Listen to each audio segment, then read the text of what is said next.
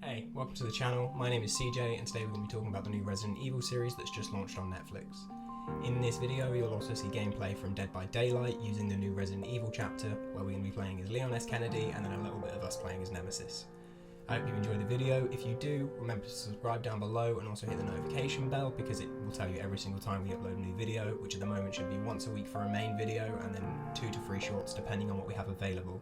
If you could as well, it would really help me out if you'd like the video down below and leave a comment with anything that you think we've missed or anything that you feel should have been said or that you disagree with.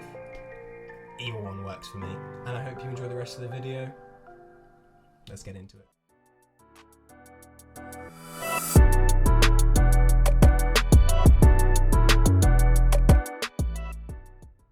Resident Evil: Infinite Darkness.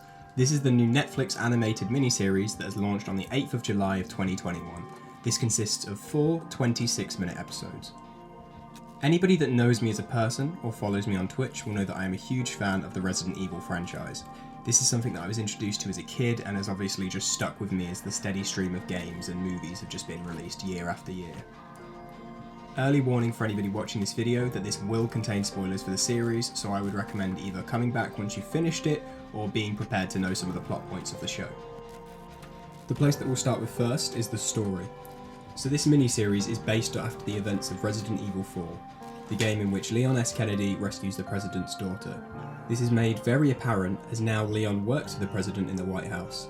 This also contains a small setup at the end of the story for Resident Evil 5, as it introduces the pharmaceutical company Tricell, who were the big bad in the 5th game and also in charge of orchestrating the launch of the Ouroboros virus. This must have been included to either serve as fan service or to set up a second series. Otherwise, why else would they release it, bearing in mind Resident Evil 5 came out many moons ago. So the story contains Leon Kennedy and Claire Redfield as the 2 main protagonists in the show. This is great as they are 2 of the fan favourites for the franchise, but they also introduce 2 new characters who are integral to the story. Jason and Shen Mi, who are both special agent operatives from the US forces. They created a fictional country called Panam Stam, which is used as a critical point in the story, featuring loads of flashbacks from an operation gone sour many years prior. This is all shown throughout the 4 episodes, with each episode giving you a little bit more of the story to this flashback.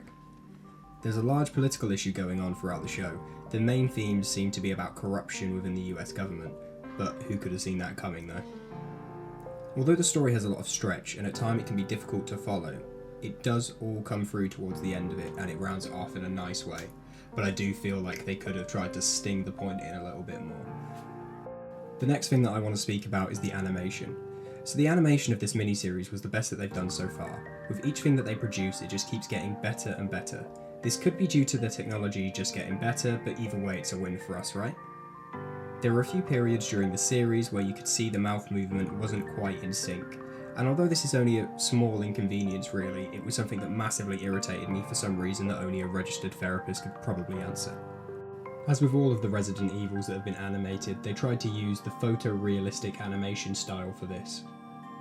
This looks incredible because it just feels like a very long cutscene. Personally, I'm not a big fan of anime as a genre, which I know is something that is massively frowned upon, especially within gaming, but I did really enjoy this series despite the few issues that I had found with it in the animation. Despite how great the animation for the show is, I did find one very big issue within it. For me, personally, I found the biggest issue in the series was probably one of the newest characters that they've added. This was Jason. I don't really want to give too much away, but he's absent for a lot of the show, and then when he makes a comeback at the end of the show, in my opinion, it was very lackluster. There were a lot of twists that contained him, and in all honesty, all of them were very predictable. At the end of the story, I found him more annoying than anything with the constant rambling, and hopefully this was used for a reason, such as setting up the next series.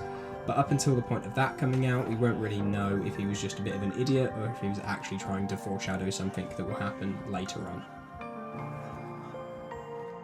Overall, I found that this was actually a great show to watch, but I do honestly feel that it was mainly fan service for people who have been following the franchise for a long time. If you're someone who has grown to enjoy Resident Evil since the soft reset, then maybe this isn't really going to be the right show for you. However, with multiple mentions of Raccoon City, it's great to see that they haven't just forgotten about everything that people used to love about the franchise before. Riding off of the success of Resident Evil Village really did call for a great time to release this miniseries, and if you haven't watched it already, I would recommend you going and giving it a watch. Likewise for Resident Evil Village, if you haven't played that, I would recommend that. Personally, one of my favourite games to launch this year. I hope this has either been informative or entertaining. If there's anything I've missed or anything you've disagreed with, make sure to let me know down in the comment section, and feel free to drop a like on the video, it really does help with the algorithm, and make sure to hit that subscribe bell so you'll know every time that we do another upload. Take it easy, and I hope you enjoy the rest of your day. Bye!